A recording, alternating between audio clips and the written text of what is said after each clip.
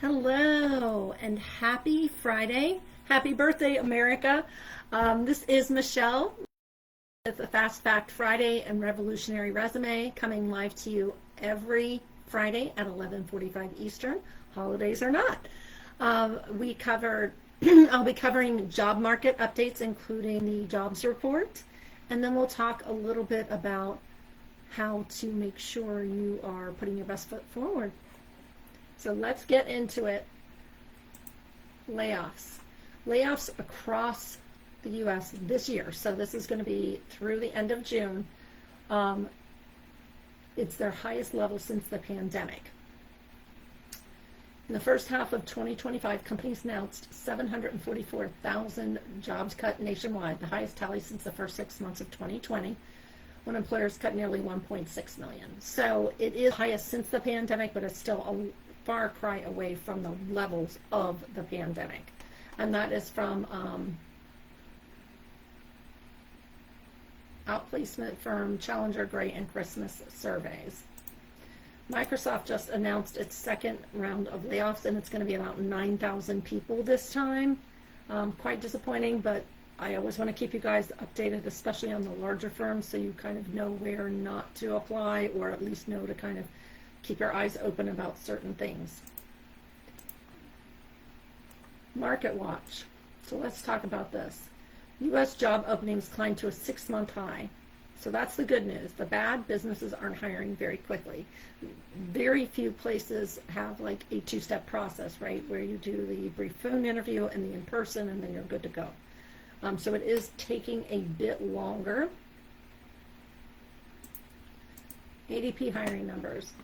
So the private sector went down 33,000 jobs in June.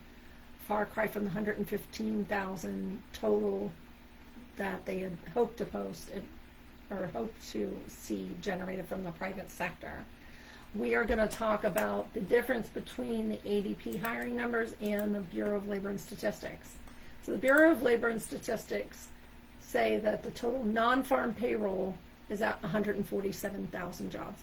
What is the difference between the tally of saying, hey, we missed our 115,000 by 43,000, and we have 147,000 jobs over here? That's like a pretty big disparity. Why the disparity? ADP does their numbers totally on like their client's payroll, which is approximately 25 million employers. So it doesn't pick up self-employed people. If you have 2 jobs, you're counted twice, things like that. For BLS, they base theirs on surveys, and there's 2 surveys, and there's one that's sent to employers, and there's one that's sent per household, and they include all the public sector roles as well.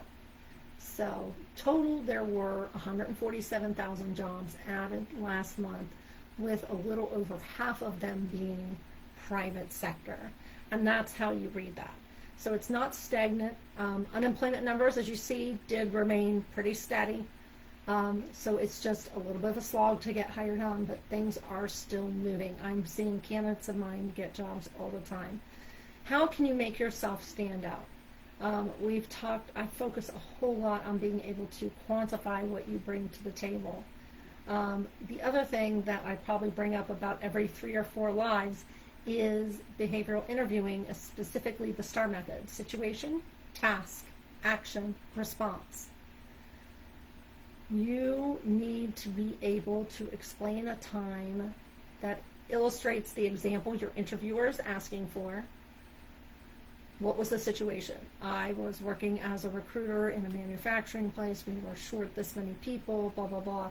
It was a Thursday afternoon. I needed the people by Monday. That's the task. I was tasked with making sure those spots were filled for orientation. What action did you take? Well, I reached out to all 3 agencies. I put stuff out on social media. I reached out to my network and tried to get more recruits for the Monday class. Specifically, what did you do? Not what did the team do? So keep that in mind.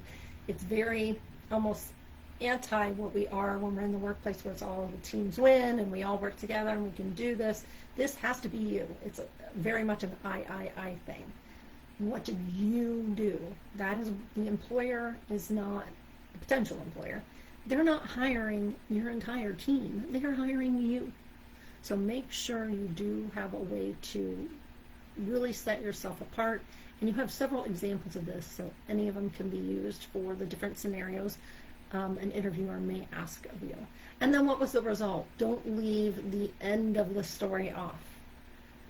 Make sure you give them the resolution, and that ties it up very neatly. Practice your stories so you don't ramble on and on and on. Make it succinct but still explanatory enough to get the role. Hopefully that little bit helps all of you. I hope you are having a fun and safe holiday weekend, however you choose to spend it. And I will come at you live next Friday, 11:45 Eastern. And thank you again for tuning in, and take care of yourself and each other.